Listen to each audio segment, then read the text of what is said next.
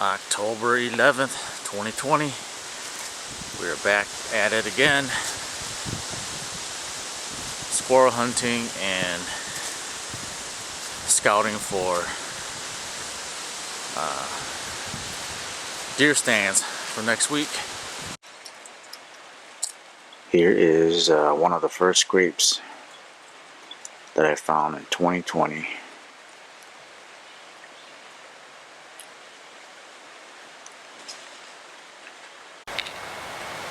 Here's a closer look at the rub. You can tell it's a fresh rub because if you look at the base of the tree or the sapling, you can see the bark is still sitting on top of these leaves that has been falling. Here's another scrape. It's starting.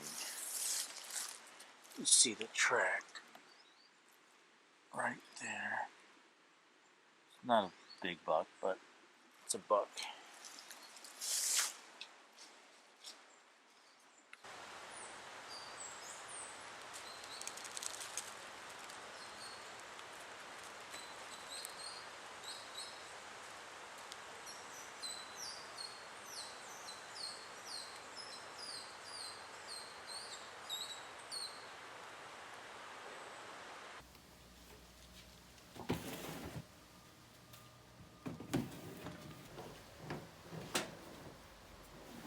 Alright boys, I am back out in the woods.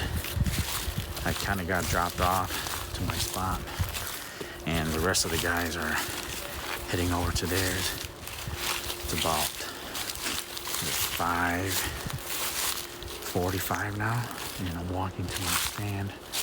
I'm just gonna slowly take my time.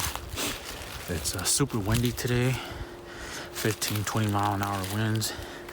It's in the low 40s, feels like in 30s today. Winds out of the northwest, so should be a good spot for the wind today. But hopefully with this wind,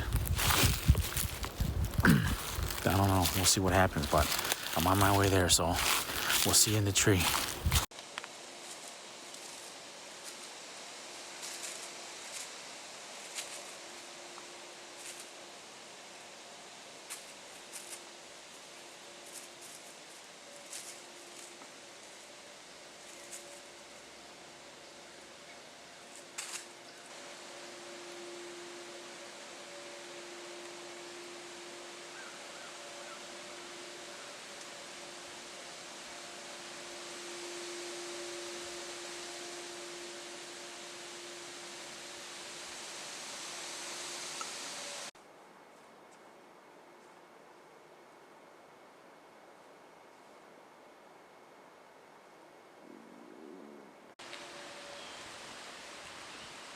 There's a deer.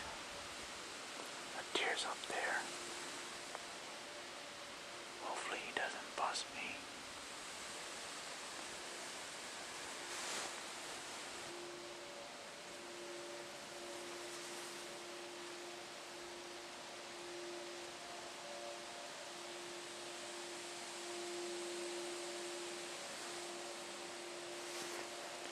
It's up there. There's a doe up there. She's walking back. The wind's kind of funky, so hopefully she didn't catch my wind.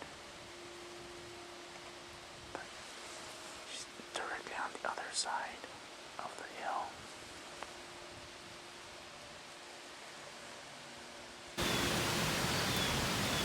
Alright guys, it is 8 a.m. now, and I saw a doe and a fawn come across the valley there.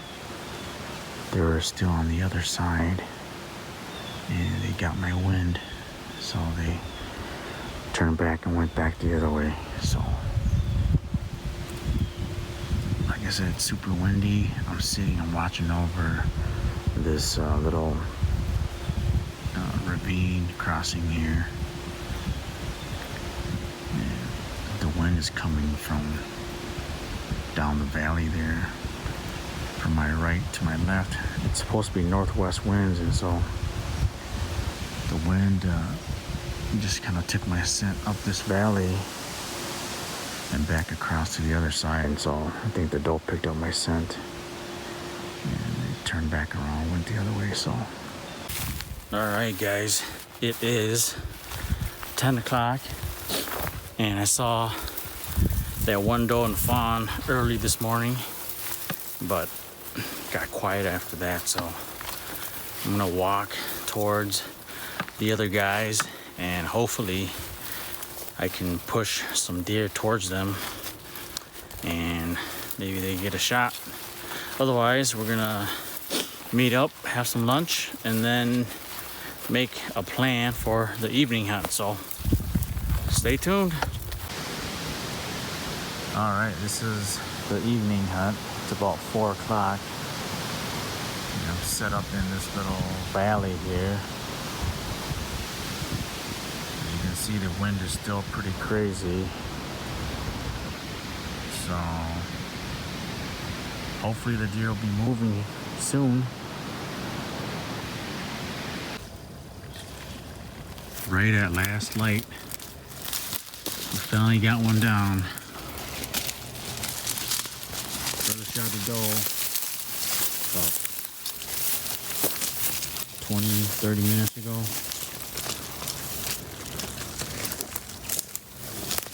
Beautiful doe. Oh, who shot it? Here's where it was hit. Grab the shot. Right there.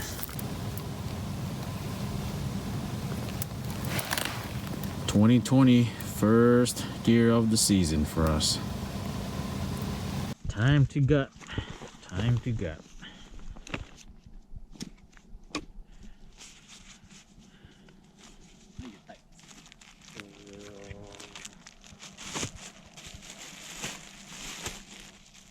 So you guys are planning to come back, or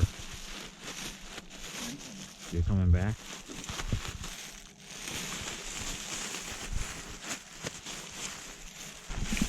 Big mature doe. I'm just gonna got her right inside the weed line here so that she's not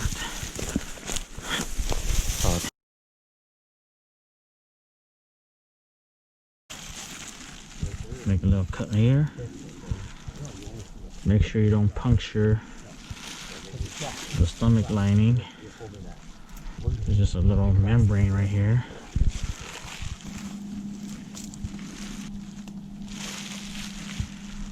And then just cut up.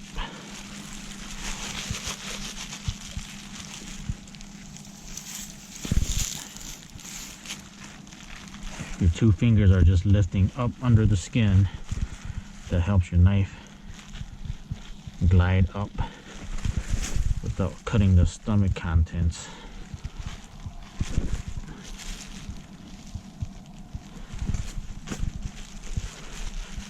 Here's the chest, where the chest comes in. So you want to cut the diaphragm all the way around the ribs.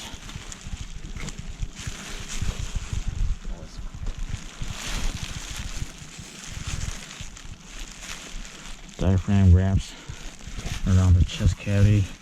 I like to use a smaller knife because my hands are in here and it's close quarters, so you don't have a long point that's going to be poking around what you really can't see. So I'm cutting the other side of the diaphragm.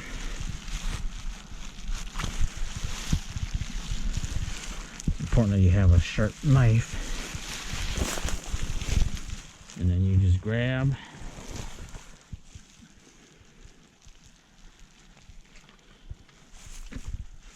and pull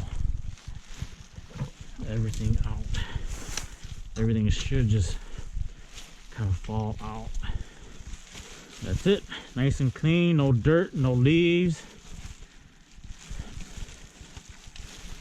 There's gonna be a little bit of blood in here, just drain it out, and then nice and clean cavity. If we weren't in a CWD zone, this carcass is perfect for aging. Don't have dirt or anything in there yet, so we'll just toss this off to the side. If you want to keep the liver or the heart or whatever, it's right here.